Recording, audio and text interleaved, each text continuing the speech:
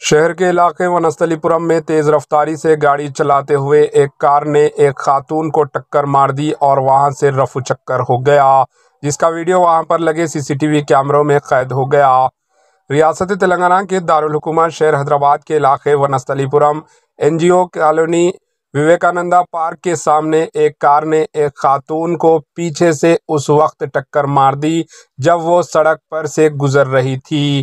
खातून को शदीद जख्मी हालात में अस्पताल में इलाज के लिए दाखिल करवाया गया है। मुकामी लोगों ने गाड़ी के ड्राइवर को पकड़ लिया जो बर्क रफ्तारी से कार चला रहा था, जिसका वीडियो वहां पर लगे सीसीटीवी कैमरों में कैद हो गया। Bureau report, HN news.